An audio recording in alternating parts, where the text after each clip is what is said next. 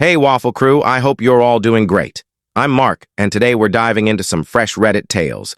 If you enjoy these Reddit stories, consider hitting that like button, subscribing, and maybe ringing the notification bell.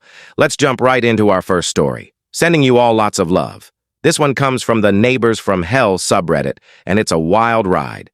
The post is titled, "Neighbor Drives Over My Lawn and Dumps Trash on My Land." The original poster, OP, shares a frustrating saga about their troublesome neighbors, spanning 3 years. They're posting for both entertainment and to ask, what would you do differently in my shoes? Here's the backstory. An elderly man lives next door, widowed before OP moved in. Some younger folks from a rough part of town, unrelated to him, have moved in and are mooching off him, living rent-free. OP doesn't know how they connected, but despite the shady characters, the old man himself is the biggest headache. OP wishes they could share photos, but they describe the setup instead. Their house sits farther back from the street than the neighbors, with a clear view of the neighbor's backyard from their front door. The old man has a habit of driving into his yard to park near his front door for unloading groceries, saving himself a short walk. Fair enough. Except he cuts through OP's driveway and across their lawn to do it, ruining the grass and leaving tire ruts. OP politely asked him to stop the first time they saw him outside, and he agreed, but didn't follow through. A second request yielded the same empty promise. By the third time, OP was furious. They marched to his house, banged on the door, but no one answered. Frustrated, OP left a strongly worded note taped to his door, warning they'd call the police if it happened again. Guess what? It happened again. After the fourth incident, OP went to the police, who told the neighbor to knock it off. Thankfully, he hasn't driven on OP's lawn since, but the drama doesn't end there. After this ordeal, OP installed security cameras, and last month, those cameras caught something outrageous. The old man dumped an old bulky TV on OP's property. OP owns a large plot with a wooded area, as does the neighbor, who has a fenced yard.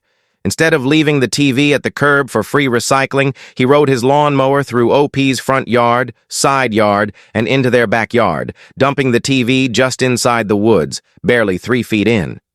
The nerve, OP snapped photos of the TV, pulled the camera footage, and reported it to the police. The police charged the neighbor with littering, ordered him to remove the TV properly, and issued a trespassing notice, threatening criminal mischief charges if he steps foot on OP's property again. Last year, OP woke up to find a swarm of police cars, local and state, outside the neighbor's house. Turns out the shady folks living there were dealing drugs and a bust went down. Everyone except the old man was arrested, but they were released this month and are back in the house. OP is fed up and feels they need to move. It's a shame because they chose this house for its lovely neighborhood. Other neighbors say things were fine until the old man's wife passed, and now he seems to have dementia and is being exploited by these bad apples. Now OP's stuck next to drug dealers and a trespassing neighbor. In a similar story from a set of apartments, a neighbor dealt with an elderly woman whose grandson lived with her, dealing drugs out of a shed. It created a scary environment with strangers trying doors at night. When the local council checked on the woman, she defended her grandson, insisting he was a good kid. But when they confronted him, he was dismissive and didn't care about the trouble he caused. It's heartbreaking, and OP needs to keep reporting to protect themselves. A commenter, Oreo Coppertop, suggests calling the police for any suspicious activity to disrupt the drug dealing and contacting Adult Protective Services, APS, for a wellness check on the old man. OP responds that they know 4 local cops well, one being a former classmate, and the neighbors call these troublemakers a cancer to the county. The police are eager to intervene on OP's behalf. OP hadn't heard of APS but plans to look into it. Another commenter speculates the old man, lonely since his wife's death, was befriended by opportunists using his home for their criminal activities. His possible dementia might prevent him from understanding or stopping it. They recommend APS intervention or family stepping in, ideally with the old man moved to assisted living and the house sold or rented to better tenants. In the UK, this situation is called cuckooing, named after cuckoo birds that lay eggs in other birds' nests. It's when criminals exploit vulnerable people's homes.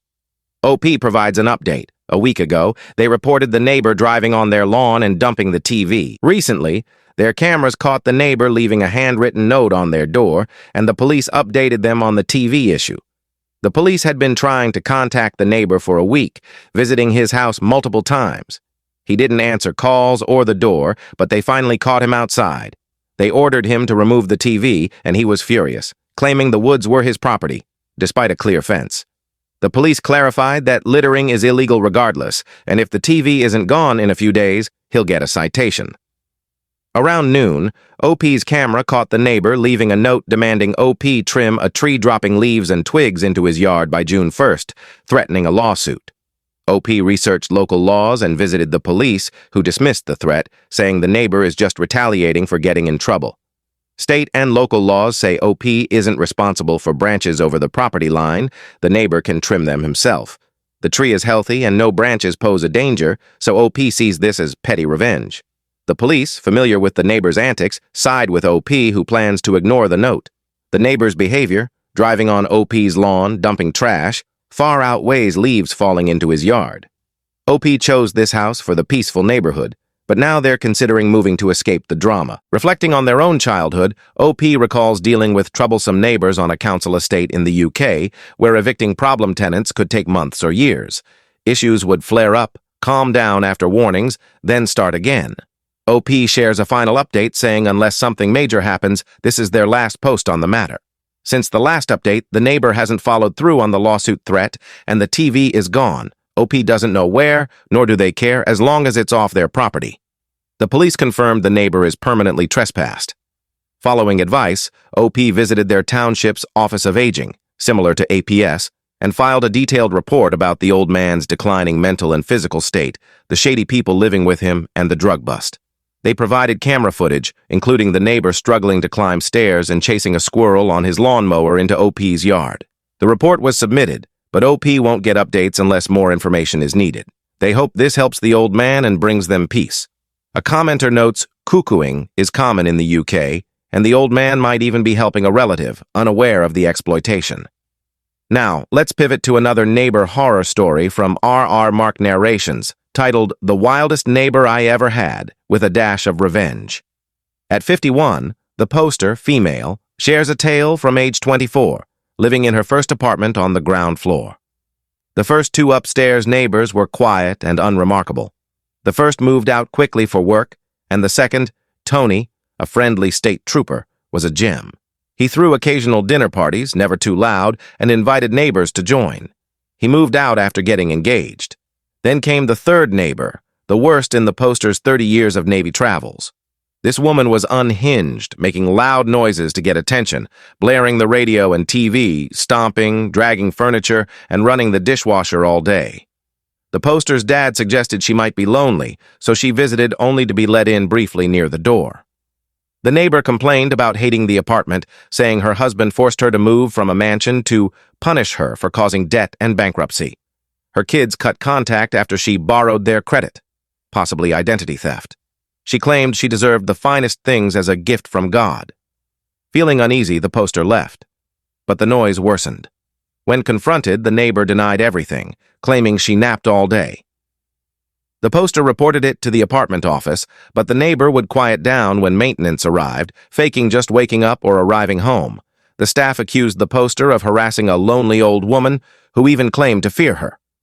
With no witnesses and 3 months left on the lease, the poster was stuck. One day, she ran into Tony, the former neighbor, and shared her ordeal. He devised a plan. He'd sneak into her apartment, wait for the noise, and catch the neighbor in the act. The poster made sure the neighbor saw her arrive home. Within minutes, the chaos began, described as a construction site. Tony witnessed it all. When the poster called the office demanding a manager, the noise stopped as soon as the manager arrived. Tony revealed himself, recounted the insanity, and challenged the manager's accusation that the poster was lying. The manager, embarrassed, promised to handle it. The neighbor went ballistic, throwing items at the manager, leading to her and her husband's eviction. The poster moved out early with no penalty and a full deposit refund. She invites comments on this wild experience and teases a haunted neighbor story. What do you think of these situations? Share your thoughts below, and if you have your own neighbor horror story, post it on R. Mark Narrations. Thanks for joining me today. Your support means everything. Catch you in the next one. Take care, and much love.